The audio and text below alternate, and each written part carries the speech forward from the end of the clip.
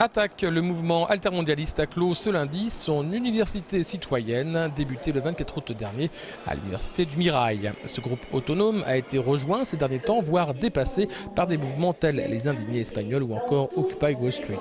Qu'en pense-t-il ? Ces mouvements, c'est des mouvements qui ont fait émerger énormément d'espoir ces 2 ou 3 dernières années, que ce soit en Espagne, en Grèce, etc. Et effectivement, ça nous pousse aussi à repenser nos manières de faire, puisqu'on est aussi un mouvement qui s'interroge constamment sur sa façon d'agir, de réfléchir.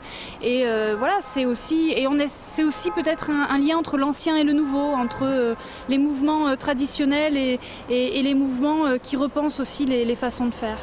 En France, le mouvement des indignés n'a pas réellement réussi à prendre de l'ampleur. Y a-t-il une raison ? On n'a pas eu un mouvement global d'indignés. Mais en revanche, et nous le voyons dans l'université d'été, nous avons en France disséminé, c'est vrai, sur le territoire, énormément de mouvements qui s'inscrivent dans des pratiques de transformation, qui réfléchissent à la démocratie. On a une société très vivante, et je dirais une société aussi alternative très vivante.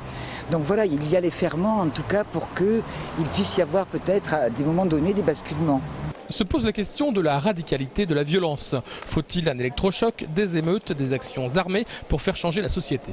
Pensons que si nous voulons élargir vraiment la base de nos mouvements, si nous voulons une véritable transformation sociale en profondeur, ça ne peut pas être par la violence, parce que la violence, elle est souvent minoritaire.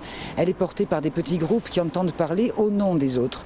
Et ça, c'est radicalement opposé à tout ce que nous faisons en termes d'éducation populaire, de transformation sociale.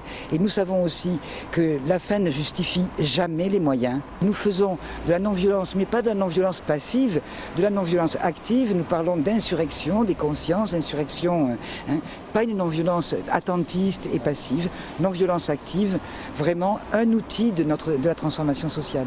Le prochain grand chantier d'attaque, une campagne éclair contre la ratification du pacte budgétaire qui inscrirait dans le marbre une politique d'austérité européenne.